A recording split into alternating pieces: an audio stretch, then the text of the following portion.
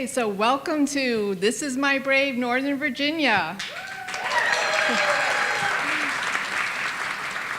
I'm Jean Camo, I'm the President and CEO of NAMI Northern Virginia, and we are just thrilled to be partnering with Jen Marshall and This Is My Brave. Thanks to a partnership with This Is My Brave and a grant from 100 Women Strong, which is a wonderful organization located right here in Loudoun County. Proceeds from tonight's show are going to go to support NAMI Northern Virginia's more than 16 education, support, and advocacy programs which are offered all throughout the Northern Virginia area.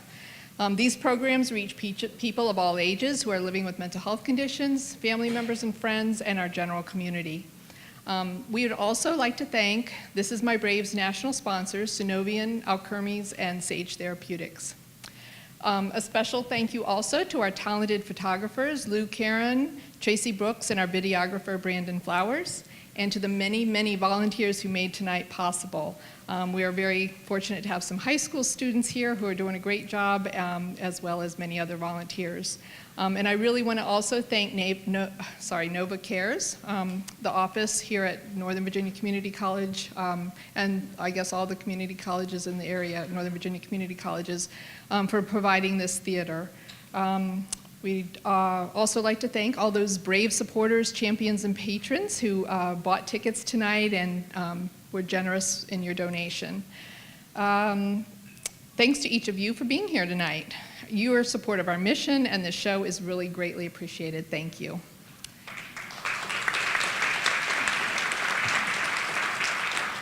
So in just a minute, I'm going to introduce you to Jen Marshall, founder of This Is My Brave. But before I do, we just have a couple of housekeeping items that I wanted to share with you.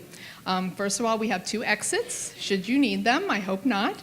And also, everybody should have received a show program. And in there, you'll find profiles of our wonderful cast members and recognitions of our sponsors and advertisers. And so please pick one up if you haven't yet. And I also just wanted to let you know that the stories you hear tonight will be very powerful. If you're feeling that you would like to maybe connect with somebody, feel free to take a break. We have some people who have a tag that says, I care, and they're there to just talk, walk, sit with you if that's something that you feel would be helpful to you.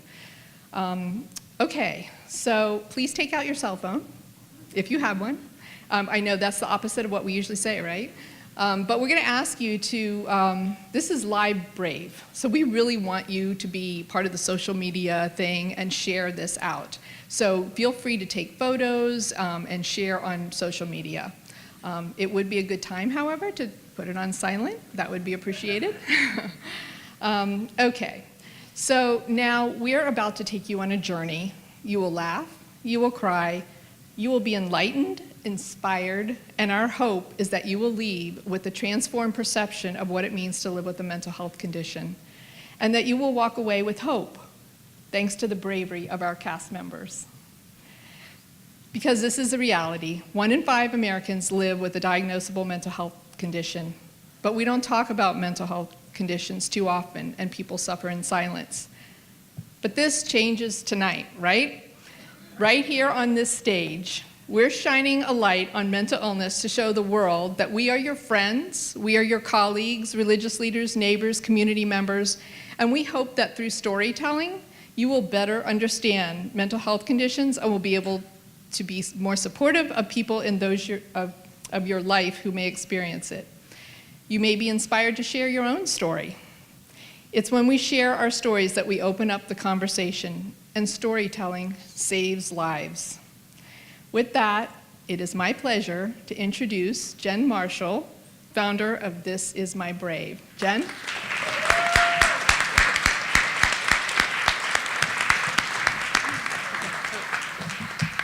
I wrote down my remarks. I don't want to forget anything. Thank you, Jean. Since This Is My Brave is a storytelling organization, I thought I'd give you guys a little bit of the background story of how we got started. I myself live with type 1 bipolar disorder. Over the past 12 years, I've been hospitalized 5 times for manic episodes. First time came out of nowhere after barely sleeping for a week. The second episode happened 2 weeks later, and I was admitted to the psych ward on Christmas Day. During the years I was having my children, Twice I was taken out of my home in handcuffs by police officers, driven to a hospital in a police car. And the most recent episode occurred just this past fall after my This Is My Brave co-founder and dear friend, Anne-Marie Ames, died of a heart attack. My journey with mental illness is not unlike the way most people suffer through it.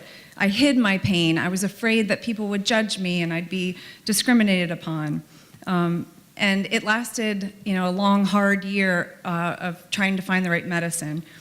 Thankfully, I found my recovery path in 2010, and I was desperate to find stories from other people who had made it through. I needed to know that, there could be a life, a good life after this lifelong diagnosis that has no cure. But the only problem was that no one in my circle and community of friends and family were talking about it. So I did what most of us do when we're searching for something, and I turned to the internet. And I found a community of people who were blogging about their mental health conditions, and they were doing it in such a courageous way, and they inspired me. So I started writing on a blog that I titled bipolarmomlife.com. And the funny story behind that is when I met Anne-Marie, it was at a party, and I had decided I was ready to be open with my story, and I wanted to launch this stage production where people would tell their stories to celebrate recovery, and I needed help. And I was introduced to her at a party, and she took one look at me and said, "You're a bipolar mom." She recognized me from my blog. And I said, "Yeah, well, most people call me Jen, but..." And we connected instantly and hit it off and just bonded over our joint desire to end the stigma. And so we launched This Is My Brave on Kickstarter, and we're funded in 31 days back in the fall of 2013. The power of This Is My Brave lies in the power of storytelling, a person's ability to be vulnerable, raw, honest. You're going to see that tonight. These days, we put our highlight reels on social media, right? We're afraid to show any flaws. But in reality, pain is a human condition. And it's when we're able to be open about our journeys through darkness that we not only help ourselves to heal, but those who come to our shows and who see our videos on YouTube and read our stories on our blog. We find hope knowing that if someone up here can share their story and make it through, then I can too. So since 2014, This Is My Brave has produced 37 unique shows in cities across the country, and we became international last year with 2 shows in Australia. This show tonight is our 38th show, and we're so thrilled that you're here with us to witness these brave storytellers. 2018 marks our 4th year of helping people tell the world that mental illness is a part of who I am. It's not all of me, it's just a part of my story. And our YouTube channel, you can go and watch past shows. Our show here tonight will be on YouTube in the next month or so. And we have a goal to do 20 shows this year, plus a documentary. When one person decides to be brave, they give others the permission to do the same. And I like to say brave multiplies brave. Our organization was devastated last fall by the sudden loss of our co-founder. This Is My Brave wouldn't be where we are today if I hadn't met Anne-Marie and she joined me in tackling what at times feels like the impossible challenge of ending the stigma surrounding mental illness. It's been very difficult to imagine going on without her. But as she said, I know she would want us to press forward. And as she said during the production of our very first show, this show is like we're putting a pebble into a lake, and it's going to ripple out, and more people will be able to hear the stories. And so tonight we honor her memory. Tomorrow would have been her 60th birthday. And I know she's shining down on us. This Is My Brave's mission is to someday get to a place where we one day live in a world where we don't have to call it brave for talking openly about mental illness. We'll do it just by talking. And we're doing it again today, one person and one brave story at a time. So let's get started. Our first brave storyteller, please help me welcome Daria Akers to the stage.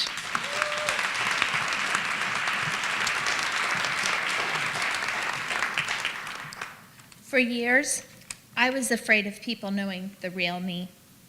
See, in 2007, I was diagnosed with bipolar after a voluntary hospitalization.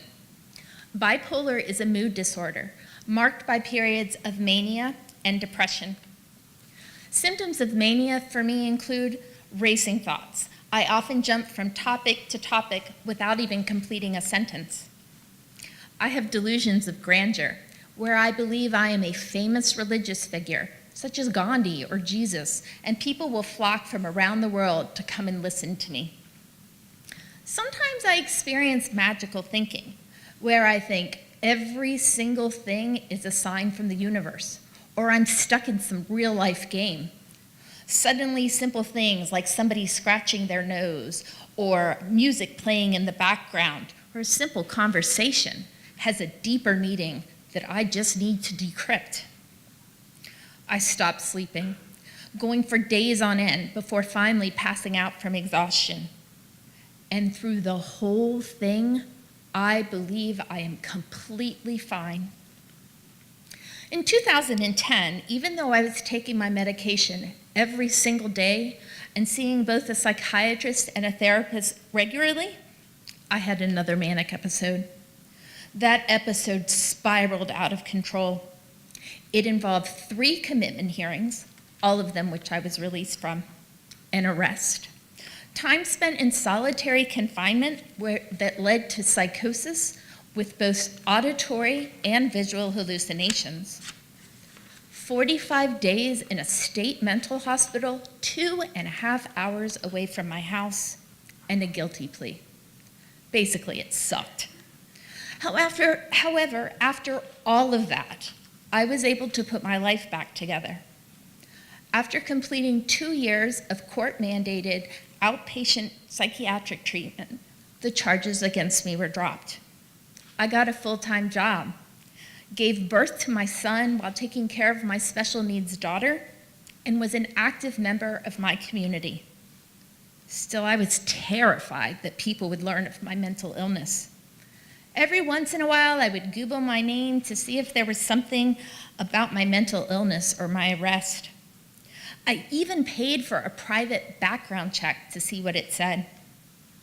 Basically, no one outside of my family or close friends knew that I had a serious mental illness. But in 2015, I decided it was time to start talking about what happened to me.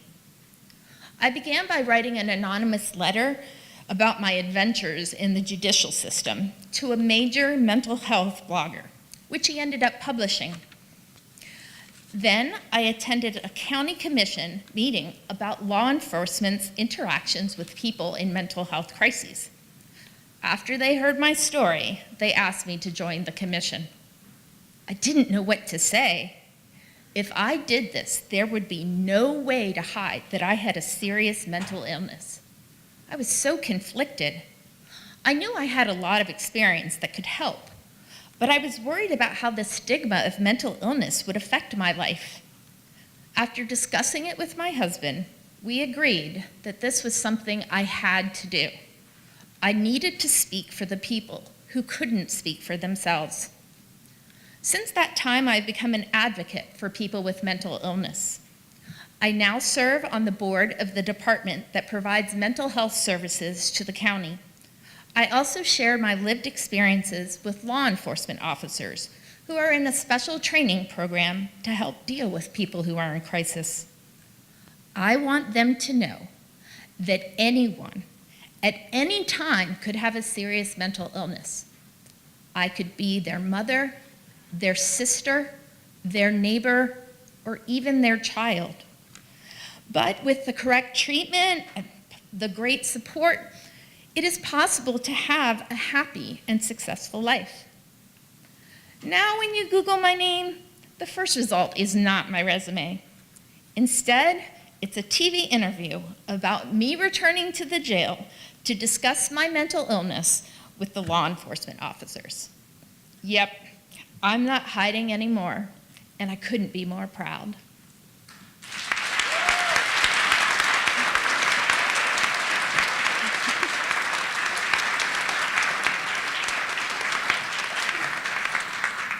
Thank you, everyone. Now I'd like to introduce Lisa Andrews.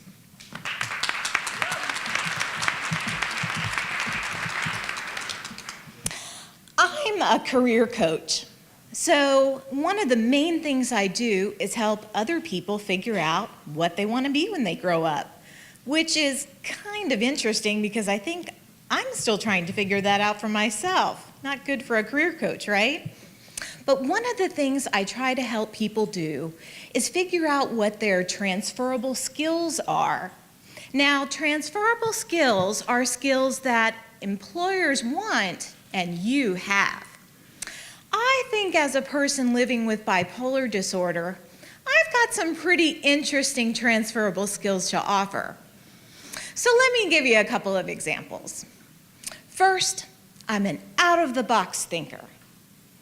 And what employer doesn't want that? They're always saying, think outside the box, right? Let me give you an example of that. One night, my husband came home from work, and I said to him, guess what? Julia Roberts and Mel Gibson are coming over for dinner, and I am going to serve soy cheese. And he said, actually, I talked to them, and they said they wanted to meet us out at the restaurant instead, so you don't have to go to all the trouble of serving your soy cheese. And so I said, okay, great. So I changed my clothes, we loaded up into the car, only we didn't go to the restaurant. We went to the university hospital instead, where I was admitted.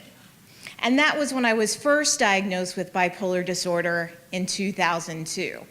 But I would say that is some kind of outside of the box thinking. Now, another transferable skill that I have is multitasking. And let me give you an example of that one. So one night, my husband and I had gone to bed, only I was very, very manicky, and I really couldn't sleep. So after he fell asleep, I went into our second bedroom and decided to redecorate. So I started moving all the furniture around, taking all the books off the shelves, alphabetizing them, putting them back on the shelves. Oh, and I threw a load of laundry in while I was at it. After I was done, I still really wasn't tired because, again, I was pretty manic. But I think everything looked pretty good. So I finished my load of laundry, and don't forget, I had a deadline. Be back in bed before Mike's alarm went off in the morning for him to get up for work. So I had to really quickly finish everything up and get back into bed before his alarm went off. So I did. I made my deadline. But I would think that is some serious multitasking. And what job description out there doesn't say something about, we need someone who can manage multiple tasks while meeting tight deadlines? Well, I think I did that pretty well. I rearranged the second bedroom into a library, and I did a load of laundry, and I made it. I made my deadline. Great multitasking, right? Who wants to hire me now? Not sure? Okay, wait. I have one more transferable skill that you may be interested in: relationship building. And what employer doesn't want? A people person. One weekend, my parents were visiting, and it was in the middle of the night on Saturday night, and everyone was asleep, except me. Manic, wide awake, middle of the night, thoughts were racing. So I had myself convinced that my father, who was sleeping down the hall, was having a heart attack. So I quickly picked up the phone and dialed 911. But then I kind of had a change of heart, so I hung up. However, and I didn't know this until that night, they showed up anyway. So, within minutes, the Fairfax County Police, the Fairfax County Fire Department, and the Fairfax County Ambulance were all at my door. So I went downstairs to greet them all. And I was followed by my husband and my bewildered parents. And they were like, okay, where's the guy? Where is he? What's going on? And I told them about my change of heart, about the heart situation, and saw my husband having kind of a quiet conversation with the police officer. So they all left. The next night, the same thing happened. This time when they showed up, I was the one loaded into the ambulance. Just relationship building, community relationship building, that's all. That's all we're doing over here. But I was the one loaded into the ambulance that night. So what I learned from that experience is that the relationships I really needed to build and maintain and nurture were the ones with my caregivers, my doctor, my support system, so that I could live in recovery and not denial. And so from now on, although I think I have some pretty impressive transferable skills, I think I'll stick to helping others find out what theirs are. Thank you.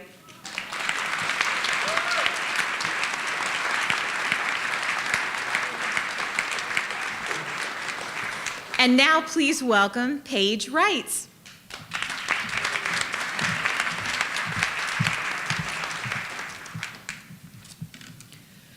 Recovery is hard. Recovery is messy. Recovery is not linear. Recovery looks different for everyone. It does not look like a cure, and it does not always mean an abatement of symptoms.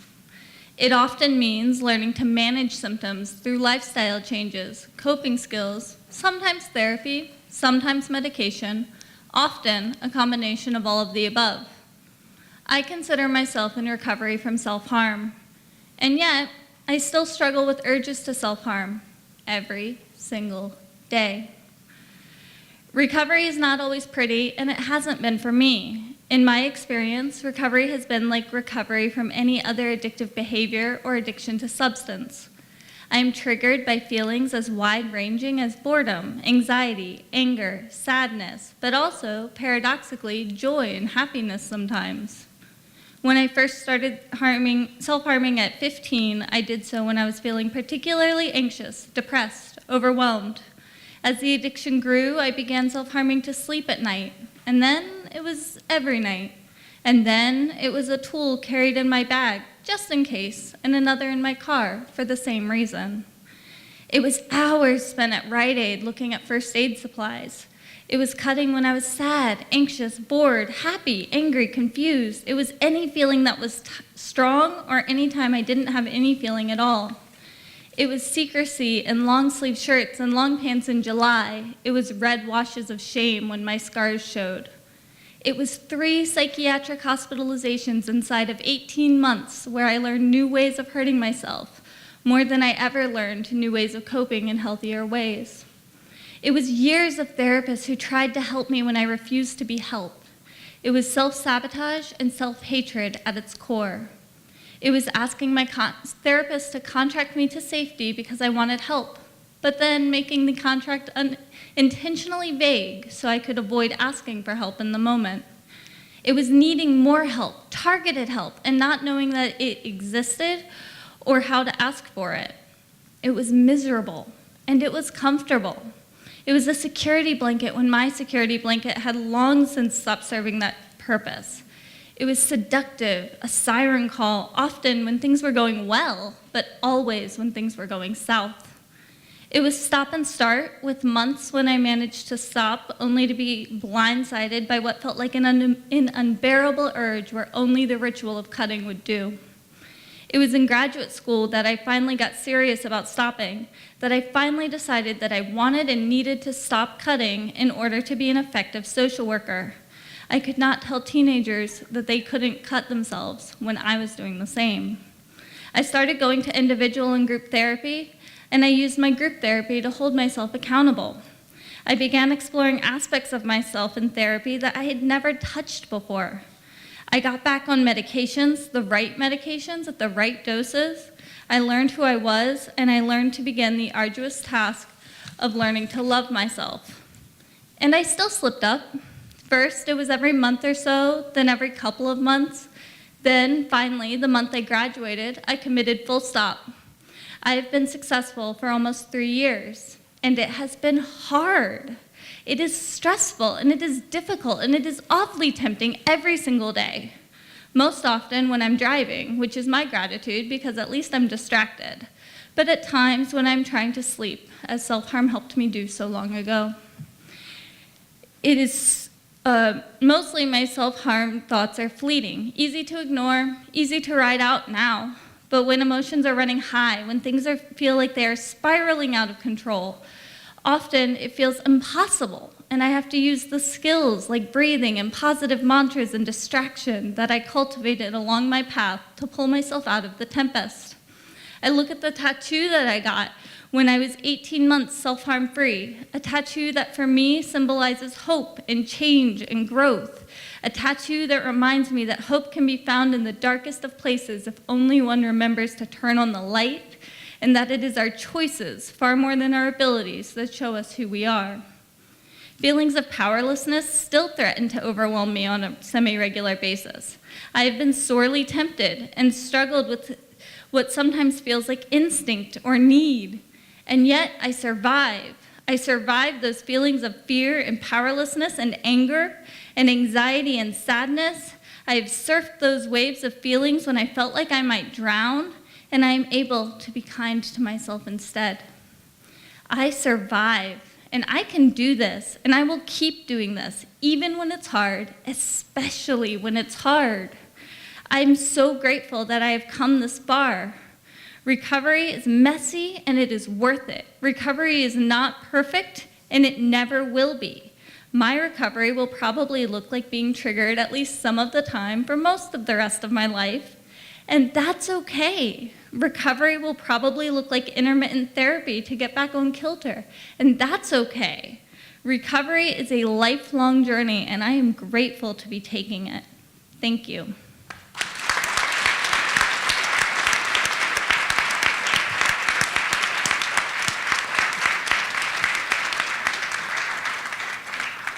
And now welcome Tracy Taylor. Good evening, everyone. I hope you are enjoying the show so far.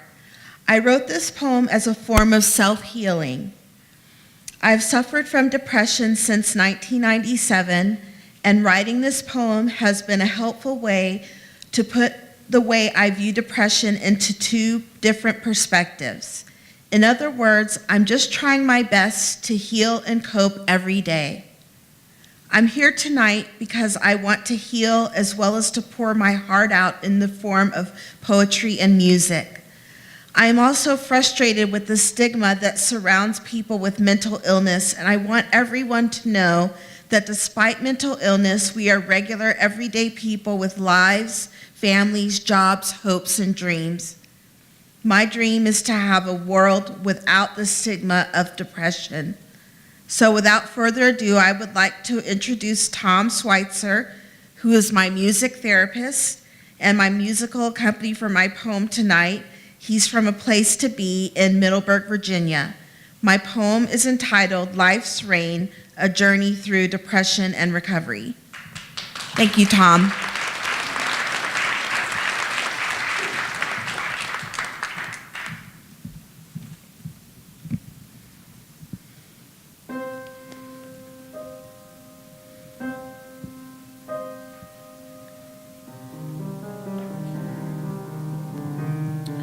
The darkness of depression slowly creeps its way in, right over my head.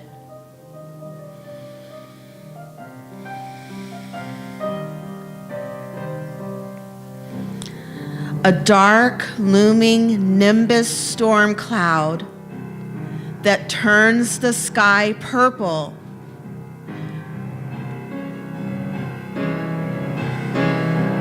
Bringing thunder, lightning, and icy cold, sharp pelting rain with it. Its storm is violent Its strong winds blow and howl, reminding me of my past homelessness and helplessness. I cower under covers, shivering and shaking, hoping that the rain will stop soon.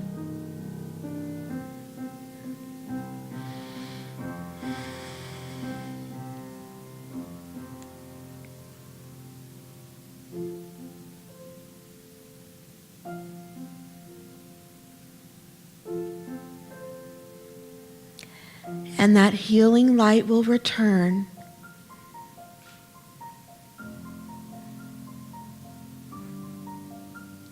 It finally does, and I begin recovery. I begin to view life's rain in a different way. In order to escape the grip of darkness and depression. Instead, I'm right in the middle of a summer rain, soaking wet with warm rain. The rain is a purifying, clean shower. I imagine a cool blue light all over my body. My depression begins to lift away.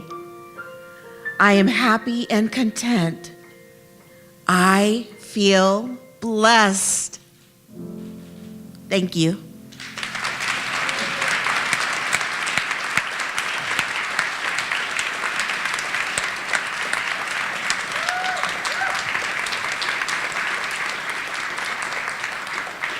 Please welcome Joanna Walker to the stage.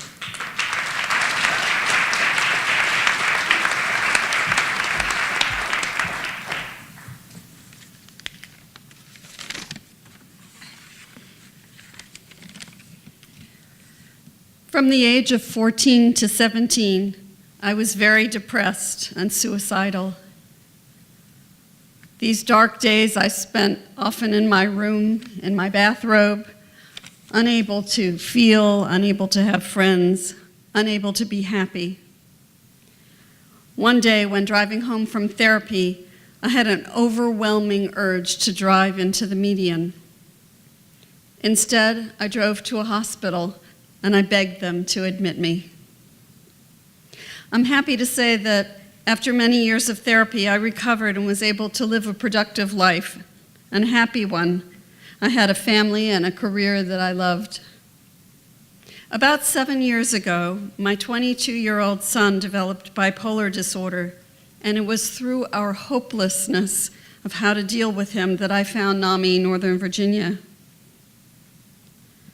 I wanted to write a song for This Is My Brave, but when I told my daughter about it, she said that she had already written one that I might like. Thank you, Emily, for your way with emotion and words, and thanks to Tom Saputo, who arranged it for me. Because of NAMI, our family found hope, and eventually my son also began his recovery, and I'm happy to report that he's doing better than I ever expected that he would. Emily and Michael, thank you for giving me permission to share your stories and your talent.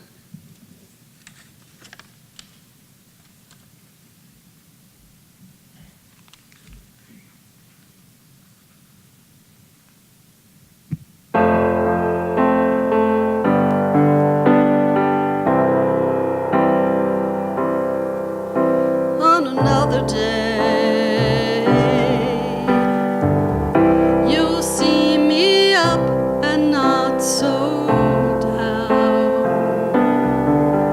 on another day, I'll laugh, I'll dance, I'll come around. But today, this is what you get. I'm just shivering, I'm trying to forget. I'm swinging like a cradle on a tree, just swinging like a cradle on tree. Rock me to sleep, rock me to sleep. Don't let me rot, don't let me gray. Let me fall, let me break. Don't leave me, don't leave me on another day. When I'm not such a mess, on another day. I love how I look in that dress in a week or two, maybe more. I'll tidy the kitchen, I'll answer the door, but for now, please won't you stay? Just hold me close, maybe one day. Rock me to sleep, rock me to sleep. Don't let me rot, don't let me gray. Let me fall, let me break. Don't leave me, don't leave me. I'm no Sylvia Plath, no Van Gogh. Won't cut off my ear, won't write you a poem. But I'm tidal, you know. I crash like the ocean. I rise and I fall, and I think you know that today I'm so low, but tomorrow, oh tomorrow, on another day, you'll see me up and not so down.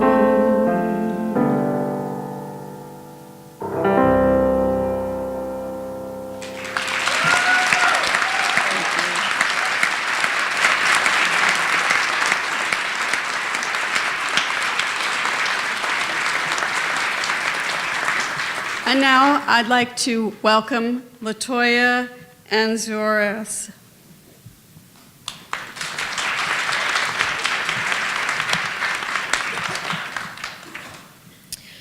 I wrote the following poem, and it features Converse because they empower me to keep moving.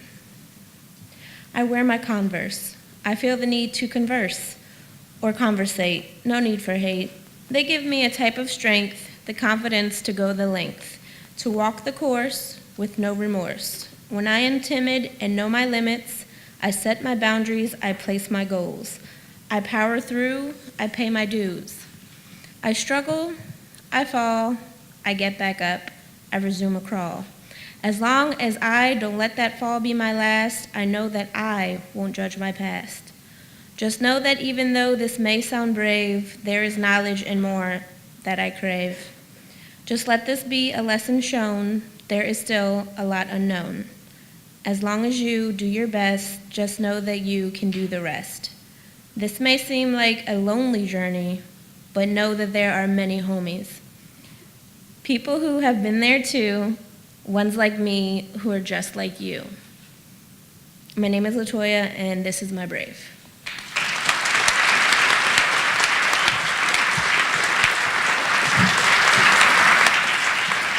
And please welcome our next presenter, Lisa Hamp.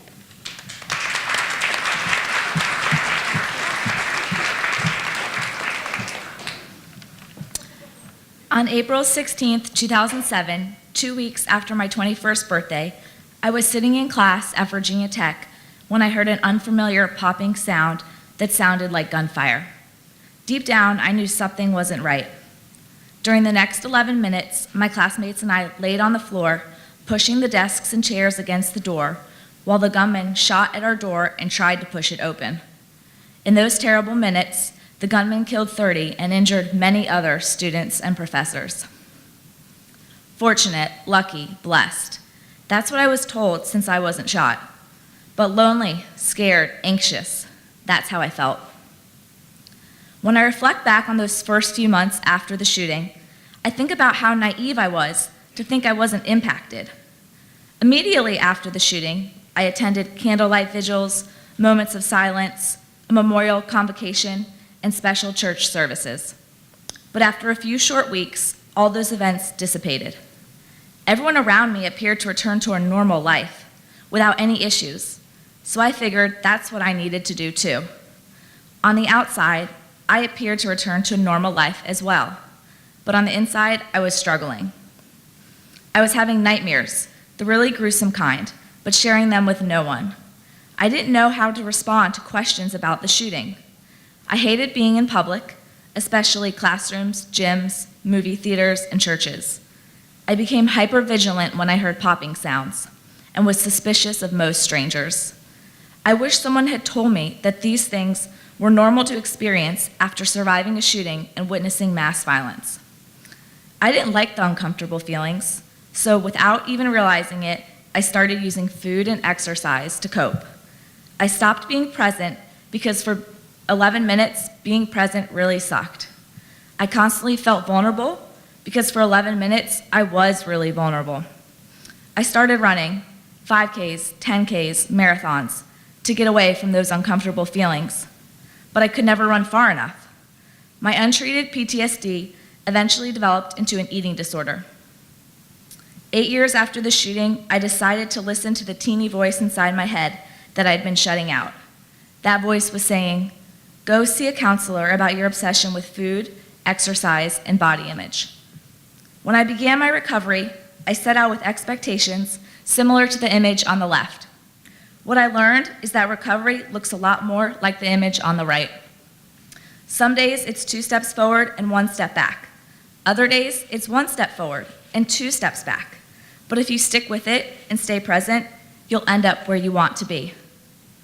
During recovery, I realized that I had created a secondary problem, an eating disorder, to escape the primary problem, PTSD. When I was 21, I didn't have a clue what prioritizing your self-care meant, and I thought recovery were for those who were shot. I've since learned that trauma occurs in a variety of forms and to varying degrees. It has a lasting effect on those who experience it. For a long time, I underestimated the effect it had on me. But here's what I learned. First, going out in public would be hard. I had a tremendous fear of it happening again. Many people would tell me it wouldn't happen again, but I thought to myself, they don't know that. I finally accepted there's no guarantee that it won't happen again. Second, I learned to feel the uncomfortable feelings. I felt the survivor's guilt, fear, anxiety, sadness, loneliness, helplessness, and self-doubt. I learned that these feelings were telling me something, and I finally confronted them in a gentle and loving way. Third, I found good listeners. My recovery made great strides when I began connecting with other survivors, Virginia Tech, Columbine, and Sandy Hook. These people helped me feel less lonely. They understood what it was like to be impacted by a mass shooting, and because of this, we bonded. We connected on a level deeper than I connect with some of my closest family and friends. And fourth, I learned you can't call it quits on counseling too early. I had never been to counseling before, and I wasn't sure how it worked. You have to show up, both physically and mentally, and be honest. I had to trust my therapist with my most vulnerable feelings. These 4 lessons empowered me. They enabled me to rebuild my self-confidence, make peace with this tragedy, and recover from my eating disorder. In the process, I discovered a new passion for educating schools and workplaces on how to improve their safety plans and help others who've experienced mass violence. Thank you.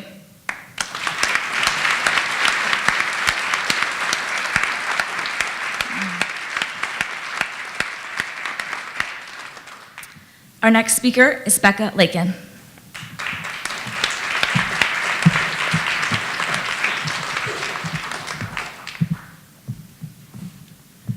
Good evening, ladies and gentlemen, and thank you for joining us this evening. I'm going to be sharing a story, a personal story, essentially about hope and resilience and recovery. This is the slide that I have chosen. It is a phrase you may have heard, definitely politically. However, I have chosen to use this slide as an example of what mental illness and depression can do to one's psyche as well. And this is how. I was 13 years old and living in Maryland when I first realized something wasn't quite right. For weeks I kept waking up from recurring nightmares, began to self-harm, and hid it from my family until one night my younger sister woke up and unknowingly saw and found me self-harming, removing my toenails one at a time. I was horrified that I scared her, and I did not even understand or know why I was doing it myself. I eventually confided in one of my teachers and shared the nightmares and memories that were in fact of a rape and molestation that had taken place 7 years prior when my family lived in Puerto Rico. I remember feeling angry and upset at this teacher and the school system because I did not know at the time that when you report things like that, they have to tell mom and dad.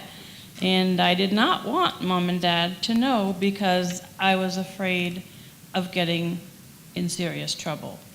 I was afraid that my father, in particularly, would be very upset that I had perhaps done something wrong and would be in trouble for not having told them sooner and just letting it happen at all. Following the meeting, I began to become slowly, increasingly depressed and also began having more memories of why I was afraid of my father. When he was angry, he was very angry and could not control his temper.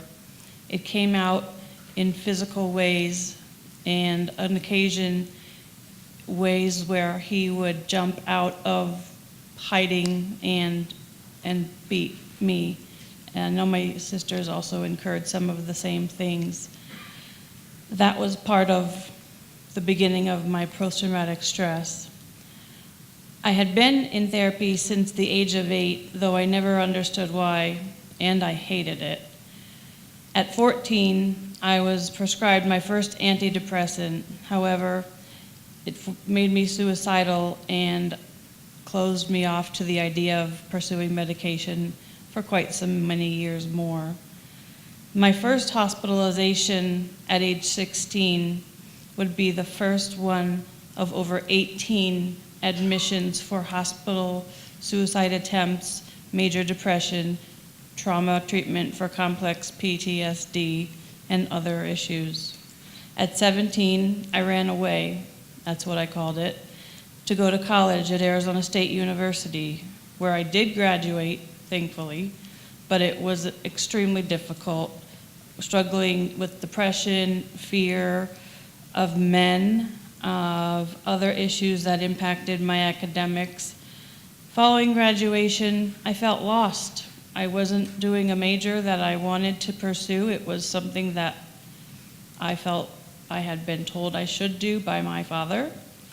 And after graduation, I was just looking around to see what I would want to do for my life and work in the field of mental health, which was what my passion always was geared toward. My closest relatives were living in California at the time because my family primarily lived on the East Coast. And my family, my nuclear family, are not very close, sadly, but they are supportive as much as they can be. I began to choose my friends that would eventually replace temporarily and become my new family, being in Arizona for so many years. I would later realize, however, I was involved in toxic relationships, and in that time became involved and used methamphetamine for over 2 years. I felt like my life was closing in and I was at an all-time low, depressed at the time, suicide attempts, fainting, confusion, shame, drugs, disappointment and disapproval of myself, work issues, and many other things. One February day, I realized looking in the mirror, if I was going to get to be the person that I knew I could be, and more importantly, the person that I wanted to be, I had to change. That was scary. In February 2002, when I looked in that mirror, I saw the woman that I did not want to see, and 2 weeks later, followed through on my commitment to myself and for myself on a promise to stop using methamphetamine. I did, cold turkey, and have not used since. Admittedly, it was difficult at first. I moved, disconnected, and terminated relationships with those who were toxic in my life, and began seeking the mental health and psychiatric treatment I so desperately needed. Shortly after beginning my recovery journey, the location in Arizona where I was receiving treatment encouraged me to participate in a then new group they were offering called WRAP by Mary Ellen Copeland, Wellness Recovery Action Plan. The group was about teaching individuals self-empowerment through 5 key concepts of hope, personal responsibility, education, self-advocacy, and support, and learning to know oneself through creating toolboxes of things a person can do so that they can self-soothe or get to know their triggers and really just sort of be more introspective and have a little bit more control over some of their emotions if that's a depressive episode they might be experiencing, all the way up to including, creating a crisis plan and having family and friends involved as part of that. WRAP not only saved my life, but reignited my passion to work in the field of mental health, which I have currently been employed with for the past 12 years. I did the group many times and have continued to incorporate it into my daily life. For several years, I was able to practice and implement many WRAP skills to become stronger, understand, and ultimately have a better awareness of myself and my illness, eventually even becoming an advanced level WRAP facilitator. However, if it was not for WRAP, eliminating toxic people from my life, developing new healthy relationships, a strong supports network, and ultimately believing in myself, I know I would not be here today to tell this story. Mental illness is a disease. It is a chronic health condition, often resulting from chemical changes or imbalances in one's brain. Mental illness affects many, many people. Some you may already know. Myself, for instance. I'll be honest. Mental illness can be very scary, especially at first, and especially for everyone who is going through it with that person who is experiencing it. Mental illness can at times be incredibly debilitating, and the cognitive distortions that you see here of the alternative facts, depression will tell you that butterfly or that bird up there, sorry, is a cat, and depression may make you feel like it's the end of the world and nothing is as it seems, and it's just a horrible place to exist. Yet often, with medication and or therapy, mental illness yet often it can be managed with medications and therapy. Mental illness can be absolutely infuriating and frustrating to deal with for a variety of reasons. We can each win the fight against mental illness and stigma together through education, awareness by audiences like yourselves, and simply seeing a person with a mental illness as a fellow human being. We are your neighbors, we are your children, your family, your friends, your friends' friends, your children's friends, your co-workers, and so many more. But what we are not is our diagnoses. Those who live and survive with mental illness are resilient to the core and endure things only those who have similar experiences can fully understand and appreciate. We persevere through public adversity and personal challenges. We are strong. We are intelligent. We are professionals, lawyers, mothers, fathers, brothers, sisters, nieces, nephews, and able-bodied, able-minded, feeling people. Recovery is possible. It is not easy, and it is a journey. For those who suffer or know someone who does, it takes courage, faith, believing it is possible, and believing in oneself. Recovery begins with hope, grows with and through resilience, and becomes stronger through perseverance.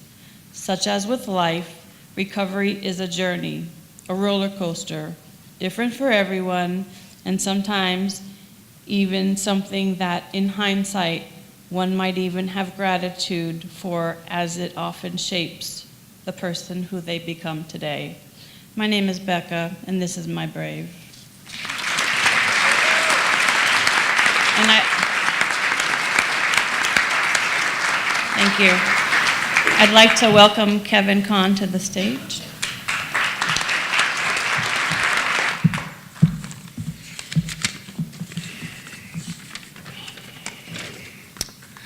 So, a little over 2 years ago, I went to a motel with the intent of killing myself. I can recall the surroundings and lots of other details now, but at the time I felt numb, like a zombie, and alone. It's not an excuse. I own my own actions. I regret the pain I caused my friends and my father. Some of you might be uncomfortable with what I'm talking about, and I can go into more details, but I won't, because I'd rather delve into why sometimes people are uncomfortable to talk about mental illness and suicide. It angered me before my attempt, and still does to this day, when people say a person was selfish for trying or sadly succeeding in killing themselves. It wasn't selfishness that drove me to that end. It was the exhaustion from the depression, that voice in my head that put me down every second of every day. For me, I can't tell you how many times that depression, that voice, had control over me. From sitting on my couch for hours with the TV off, not being online, not reading, or doing anything really, just sitting there, letting that voice tell me how fat I was, how ugly I was. While I sheepishly tried to get up and go anywhere to quiet that voice, but in the end, I'd usually just crawl back into bed to sleep more, just to quiet it. Other times my depression, one, was when I wouldn't go out to hang with my friends or become non-social at work with my coworkers, not because I didn't like them, but because the depression had exhausted me so much that I could only focus enough on doing my job, because inside my anxiety and depression was telling me how awful I was. Some people may have control over that voice, but I am here to be honest and tell you I don't. Sadly, in our society, some people have bought into the lie showing our flaws to others is wrong and makes people look weak. I bought into that for a long time, and I put on a front because I didn't want anyone to see how much pain I was in, because I thought they'd make fun of me and tell me that I was weak. So I'd go through life afraid with that fake facade up, giving that look that I'm fine and normal like everyone else. I've seen that same look I had in my father, in my friends, and even in strangers. The frustrating belief I have is that if we just realize how much alike we all are, it would heal so much of the pain. Yet fear has ruled over me and maybe some of you. Fear has told me that I am a loser for giving up or not being tough enough. Fear wants me to think that I'm in control while it silently rules over me.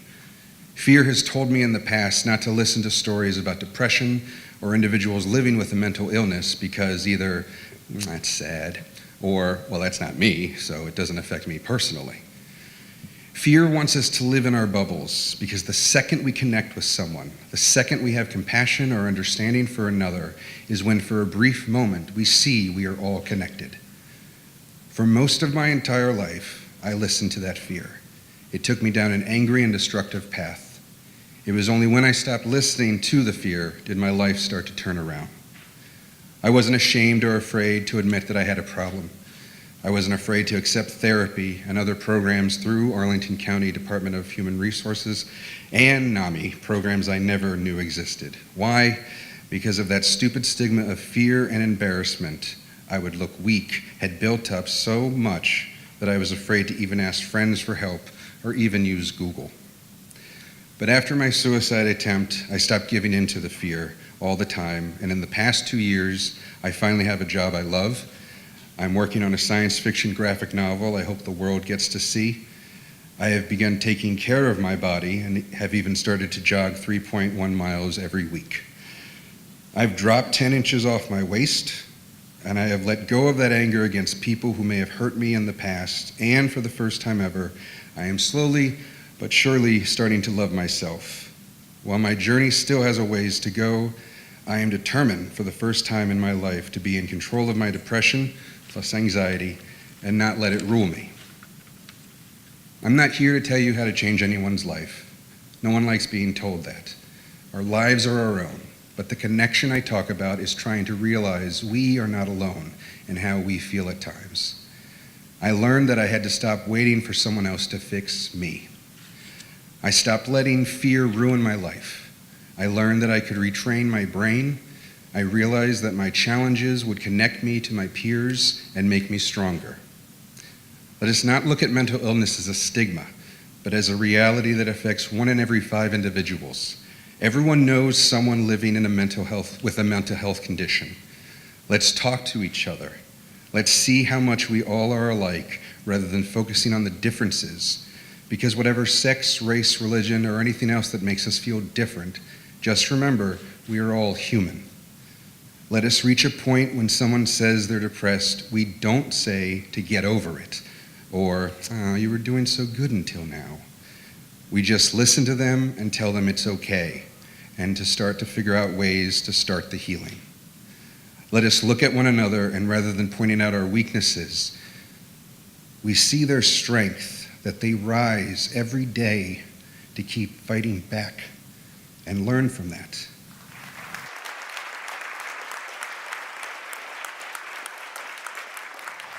When I was 4 years old, my father sexually assaulted me regularly. And he told me that it didn't hurt. And so I believed him. Why would he lie? And I learned to turn my feelings off. I went to a place where pain did not exist. I could disappear into the ceiling, just like that. Looking up when I was in the bathroom, for example, and I'd see the white tiles on the walls and on the ceiling kind of converging, these different planes coming together into one point. And it was like a wormhole. And this still happens today.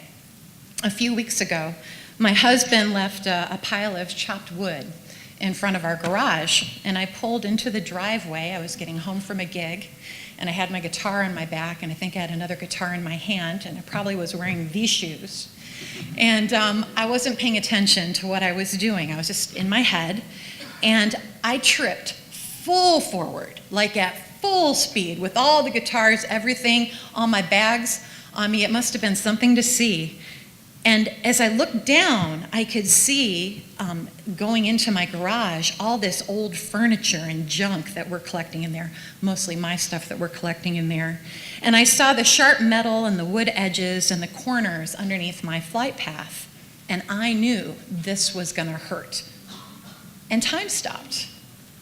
I was frozen. I was hovering in midair. I was aware that I was stopped in time, and then I was gone, like through a wormhole. I didn't do it on purpose. It just happened, and I was gone.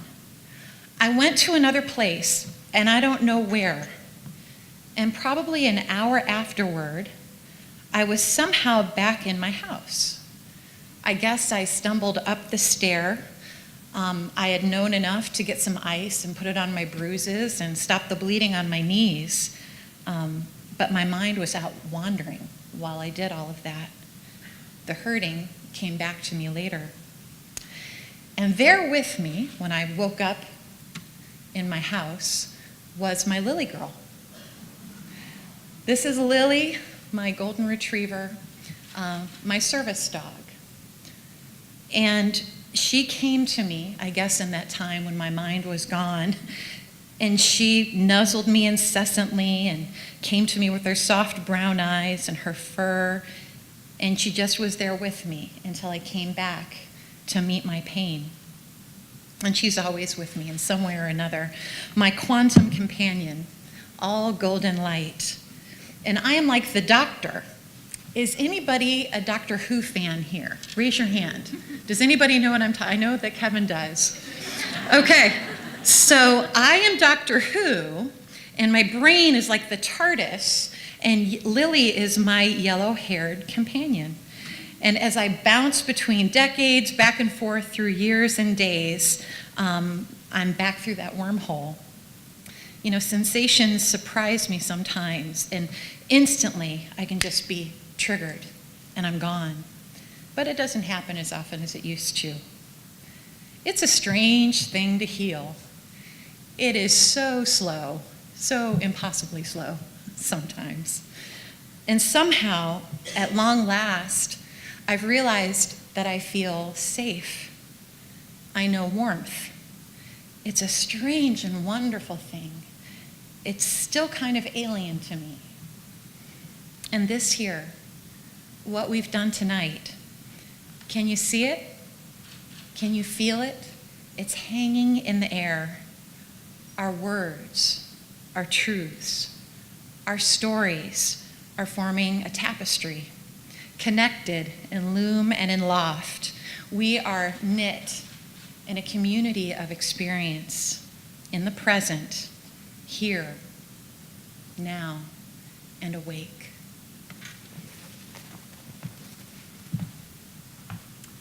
This is a song that I wrote, and it's called Symphony.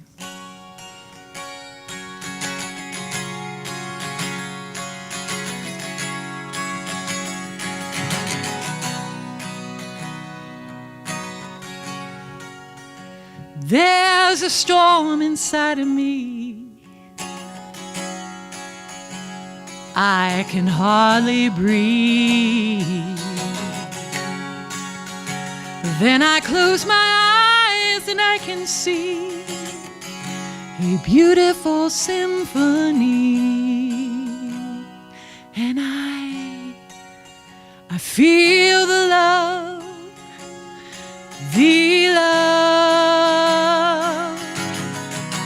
all around, and I feel the love,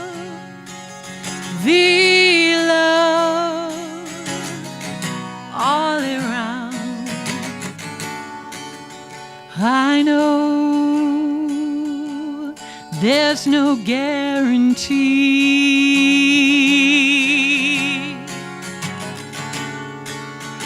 in a simple melody.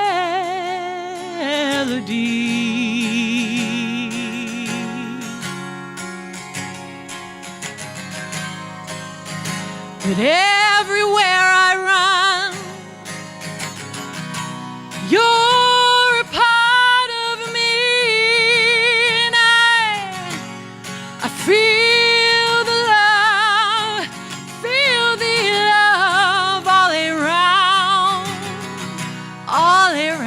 all around, and I feel the love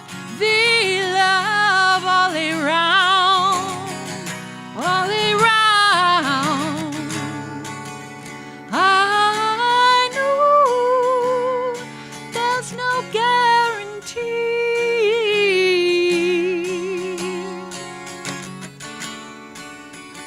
in a simple melody.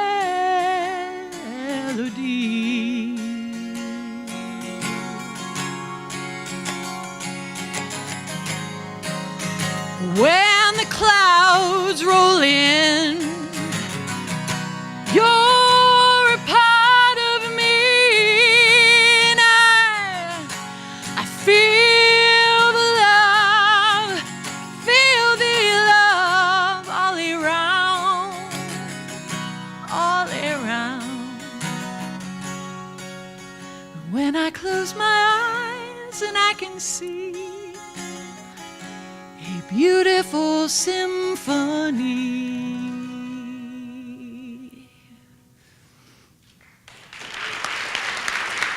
Thank you.